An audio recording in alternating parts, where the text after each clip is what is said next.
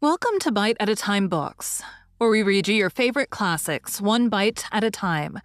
My name is Bree Carlile, and I love to read, and wanted to share my passion with listeners like you. Be sure to follow the show on your favorite podcast platform so you get all the new episodes. Or you can follow the show on YouTube, where we have playlists for all the stories. You can find us on all the social medias at Bite at a Time Books, or on our website, biteatatimebooks.com, where you can also sign up for our newsletter for more information on what we're reading and what's coming next for the podcasts. We're part of the Bite at a Time Books Productions Network. If you'd also like to hear what inspired your favorite classic author to write their novels, and what was going on in the world at the time, check out the Bite at a Time Books Behind the Story podcast, Tuesdays, wherever you listen to podcasts. Today we'll be continuing The Hound of the Baskervilles by Arthur Conan Doyle. Chapter 10. Bite 2. It seems to leave the darkness rather blacker than before. So I think. But if we can only trace LL, it should clear up the whole business. We've gained that much. We know that there's someone who has the facts if we can only find her. What do you think we should do?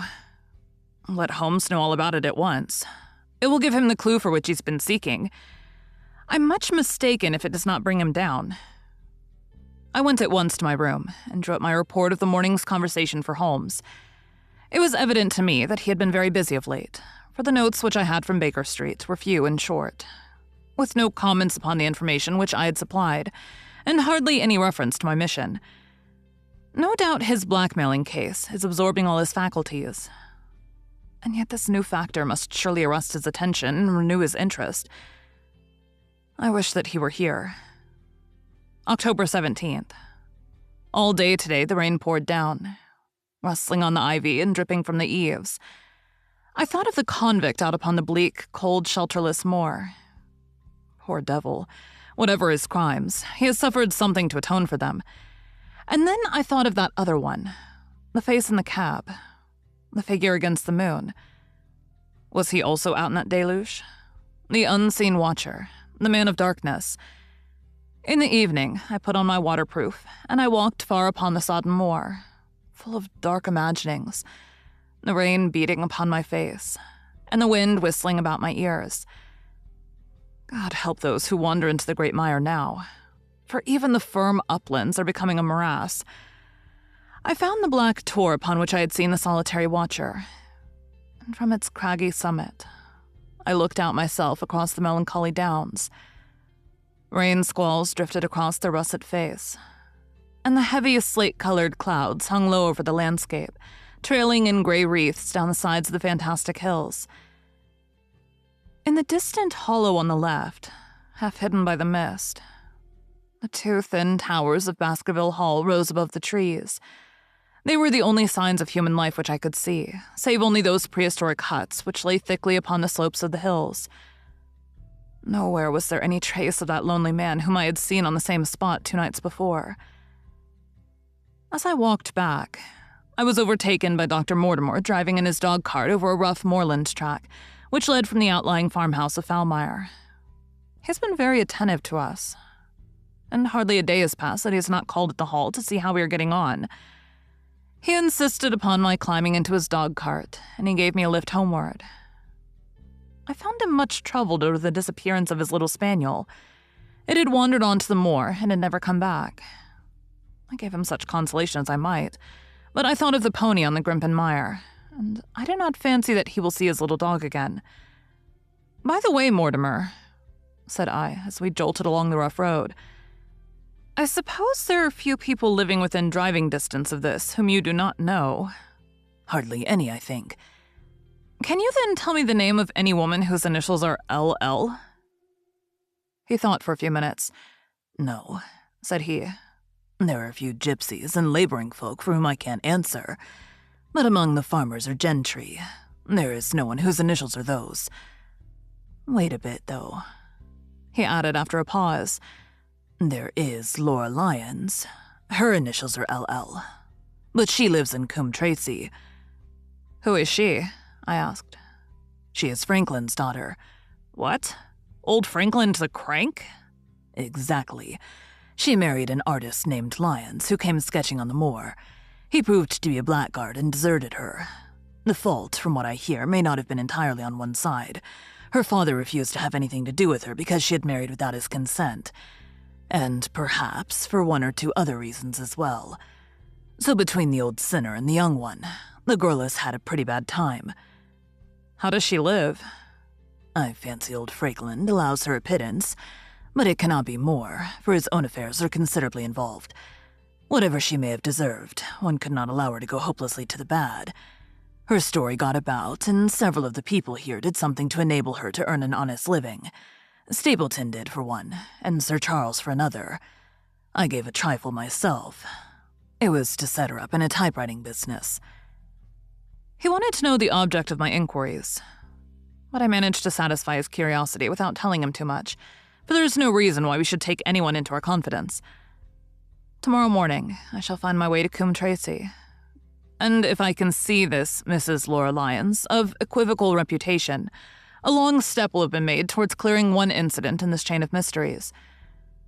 I'm certainly developing the wisdom of the serpent, for when Mortimer pressed his questions to an inconvenient extent, I asked him casually to what type Frakeland's skull belonged, and so heard nothing but craniology for the rest of our drive.